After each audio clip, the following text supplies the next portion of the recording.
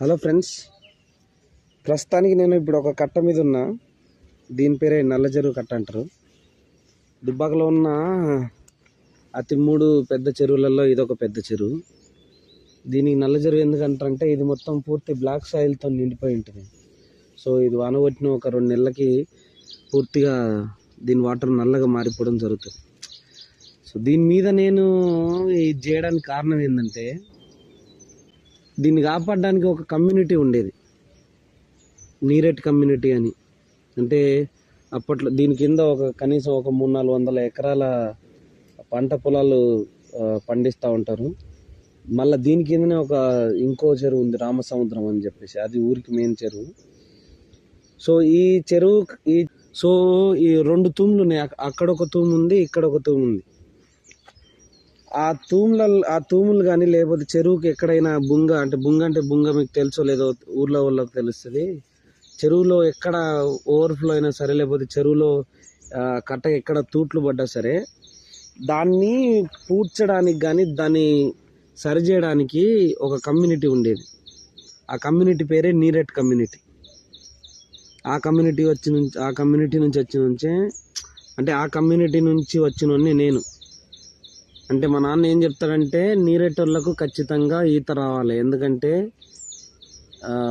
నువ్వు వాన వచ్చినప్పుడు you have to dive deep into the water and fill that gap that where water was overflowing. అంటే నీళ్ళు ఎక్కడైతే పోతున్నాయో అక్కడ సిమెంట్ సంచులు అవి ఇవి పెట్టి ఆ నీళ్ళని అంటే ఈ పక్కనున్న ఈ పొలాలు మునిగిపోకుండా చూసే బాధ్యత మనది.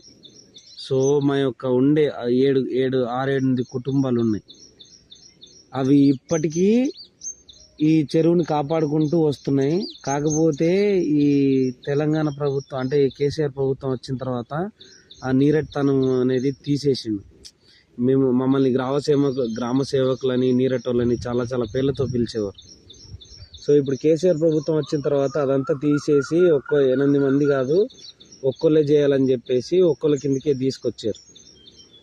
సో ఇదంతా పక్కకు పెడితే నేను మళ్ళీ ఇదెందుకు చెప్తున్నా అంటే, అప్పట్లో ఈ చెరువులను ప్రొటెక్ట్ చేసినందుకు అప్పటి దొరలు, మా నాన్నని అడిగితే దొర అనే చెప్పిండు నిజాంలో, లేకపోతే అంతకుముందు వాళ్ళు, ఇదంతా మేము ఈ చెరువుని ప్రొటెక్ట్ చేసినందుకు మాకు ఇంత కింద భూమి, దాన్ని సాగు చేసుకోవడానికి ఒక బావిని ఇచ్చారు. దాన్నే ఇనాం బాయ్ అని చెప్పిన. ఇది లాస్ట్ టైము ఎప్పుడో చూపించిన ఇనాం బాయ్ అని. అది ఇప్పుడు రివర్స్ చేయడం కుదరట్లే. ఇదే ఇనాం బాయ్ అంటారు. అదే కనిపించేది ఇనాం బాయ్. ఇది చెట్టు.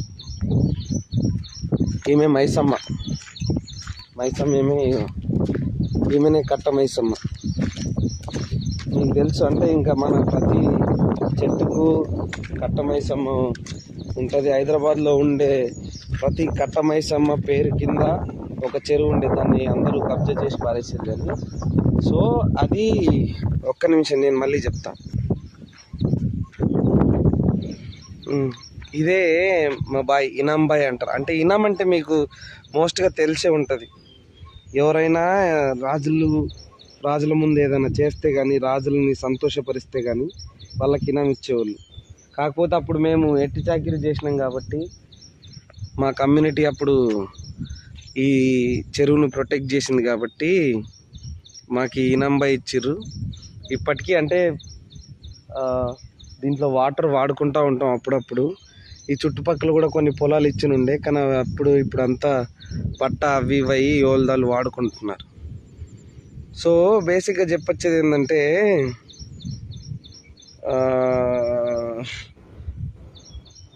It's not an easy. ఏది ఒక ప్లేస్ నుంచి ఇంకో ప్లేస్కి రావడం అంటే, ఇప్పుడు ఎట్టి చాకరీ చేసి మా అయ్య, మా తాత, మా నాన్న ఆ ప్లేస్లోంచి ఇప్పుడు బయటకు వచ్చి మా నాన్న సొంతంగా పొలం కట్టుకున్నాడు.